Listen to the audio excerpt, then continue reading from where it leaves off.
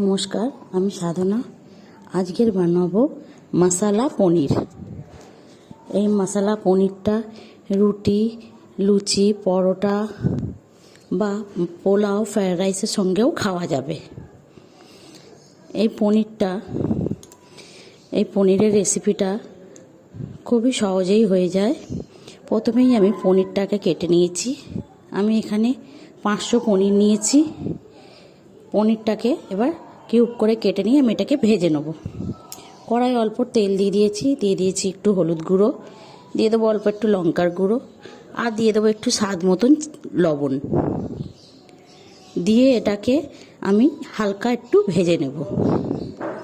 হালকা করে ভেজে নিয়েছি আমি। এবার এগুলোকে তুলে নেব। তুলে আমি দিয়ে দেবো হালকা একটু নুন জল গরম করে রেখেছিলাম। সেই গরম জলের মধ্যে আমি পনিরগুলোকে দিয়ে দেবো।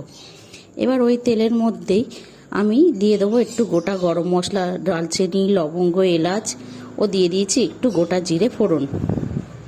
দেওয়ার পরে এবার কেটে দুটো পেঁয়াজ কুচি দিয়েছি। দুটো পেঁয়াজ কুচি দিয়েও ফোড়নটার সঙ্গে ভালো করে ভেজে নেব। আর দিয়ে দেবো 4-5 কোয়া রসুন আর একটুখানি আদা দিয়ে পেঁয়াজ মশলা সব একসঙ্গে আমি ভেজে নেব। হালকা একটু ভেজে নিয়েছি। দিয়ে দেবো দুটো টমেটো কুচি। টমেটো কুচিটা দিয়েও মশলার সঙ্গে আমি ভালো করে নেড়ে নেব। দিয়ে দেবো কিছুটা কাজু বাদাম আর অল্প একটু চালমগজ দিয়েও মশলাটার সঙ্গে আমি ভালো করে নেড়ে চেড়ে ভেজে নেব। এখানে আমি 8-10টা কাজুর টুকরো দিয়েছি আর দিয়েছি 1 চামচ মতন চালমগজ। মশলাটা আমার ভাজা হয়ে গেছে, এটাকে পেস্ট তৈরি করে নেব। আর এটা মিক্সির বাটিতে দিয়ে আর দিয়ে দিয়েছি 2 চামচ মতন আমি টক দই। আর টক দই দিয়ে আর 1 চামচ মতন জল দিয়ে আমি এটাকে পেস্ট করে নেব। এবার ওই কড়ার মধ্যেই দিয়ে দিয়েছি কিছুটা ঘি আর দিয়ে দেবো অল্প একটু তেল। দিয়ে অল্প তেল আর ঘিটাকে আমি ভালো করে গরম করে নেব। গরম করে নিয়ে দিয়ে দিয়েছি দুটো তেজপাতা আর একটু গোটা জিরে ফোড়ন। দিয়ে আমি এটাকে একটু ফোড়নটা ভাজা হয়ে গেলেই দিয়ে দেবো এর মধ্যে সেই আগে থেকে পেস্ট করে রাখা মশলাটা। মশলাটা দিয়েও একটু নেড়ে কষিয়ে নেব। ভালো করে নেড়ে ছেড়ে কষিয়ে নিয়েছি। দিয়ে দেবো এর মধ্যে এবার হলুদ গুঁড়ো, দিয়ে দেবো লঙ্কার গুঁড়ো আর দেবো স্বাদ মতন লবণ দিয়ে ভালো করে এটাকে কষিয়ে নেব। ভালো করে নেড়ে চেড়ে কষিয়ে নেব যতক্ষণ না তেলটা ছাড়ছে। ভালো করে নেড়ে চেড়ে আমি মশলাটাকে কষিয়ে নিয়েছি। দিয়ে দেবো স্বাদ বাড়ানোর জন্য অল্প একটু চিনি। দিয়ে আমি ওই মিক্সির বাটি ধোয়া জলটাকে অল্প দিয়ে দিলাম। দিয়ে মশলাটা ভালো করে আমি কষিয়ে নেব। ভালো করে কষিয়ে নিয়েছি। আমার মশলা থেকে ভালো মতন তেল ছেড়ে দিয়েছে। এবার সেই ভেজে রাখা পনিরগুলোকে আমি দিয়ে দেবো। জল থেকে ছেঁকে নিয়ে আমি দিয়ে দেবো। আপনারা যতটা গ্রেভি খেতে চান সেই আন্দাজে সেই পনিরের জলটাই দিয়ে দেবেন। পনিরের জলটা দিয়েই আমি গ্রেভিটা করব। আমার ভালো মতন পনিরটা দিয়েও আমি একটু ফুটিয়ে নিয়েছি। এবার এর মধ্যে দিয়ে দেবো কেটে ধুয়ে রাখা ধনেপাতা কুচিটা দিয়েও আমি একটু হালকা করে নেড়ে চেড়ে নেব। হালকা হাতে পনিরটাকে নাড়তে হবে, নাহলে পনিরটা ভেঙে যাবে।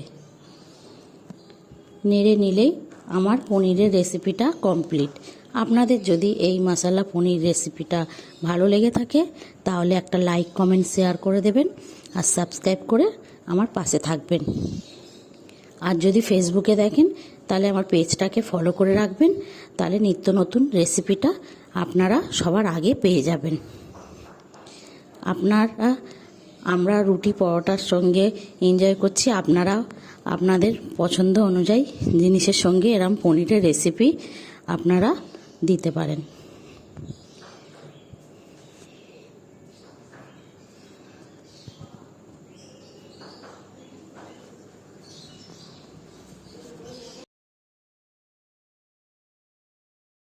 নমস্কার, আমি সাধনা। আজকের বানাবো নিরামিষি ছোলার ডাল। এটা সম্পূর্ণ নিরামিষের দিনে আপনারা বানাতে পারেন। এই ছোলার ডালটা রুটি পরোটা সব কিছুর সঙ্গেই খেতে পারবেন। প্রথমেই গ্যাসে কড়া বসিয়ে দিলাম। কড়ার মধ্যে আমি একটু জিরে আর তেজপাতা দিয়ে দিলাম ফোড়ন। আর আমি ছোলার ডালটা আগে থেকেই সেদ্ধ করে রেখেছি। ছোলার ডালটা আমি কুকারে 2টো সিটি মেরে রেখেছিলাম একটু নুন দিয়ে। এদিকে নারকোল দিয়ে দিলাম। নারকোলটা দিয়ে একটু নুন হলুদ দিয়ে একটু লাল লাল করে ভেজে নেব। ভেজে নিয়ে এর মধ্যে আমি আদা বাটা দিয়ে দিলাম। একটু আদা গ্রেট করে দিয়েছি 1 চামচ মতন, দিয়ে এটাকে ভালো করে একটু নেড়ে চেড়ে নেব। আমি শুকনো লঙ্কাটা দিতে ভুলে গেছিলাম, তাই শুকনো লঙ্কাটা আমি দিয়ে দিলাম। দিয়ে ফোড়নটা ভালো করে নেড়ে চেড়ে দিয়ে দিলাম একটু লঙ্কার গুঁড়ো, একটু হলুদ গুঁড়ো, একটু জিরের গুঁড়ো দিয়ে ভালো করে আমি নেড়ে চেড়ে নিলাম। আর ওই নুন দিয়ে সেদ্ধ করে রাখা ছোলার ডালটা আমি দিয়ে দিলাম। দিয়ে দেবো স্বাদ মতন মিষ্টি, একটু চিনিটা দিলাম স্বাদ মতন। ওতে আমি দিলে ছোলার ডালে একটু মিষ্টি দিলে ভালো লাগে, তাই হালকা একটু মিষ্টি দিলাম। আর দিলাম একটু গরম মশলা আর একটু ঘি দিয়ে ভালো করে আমি এটাকে নেড়ে চেড়ে নেব। ঘি আর গরম মশলাটা দিয়ে নেড়ে চেড়ে নিলেই আমার নিরামিষি ছোলার ডাল রেডি।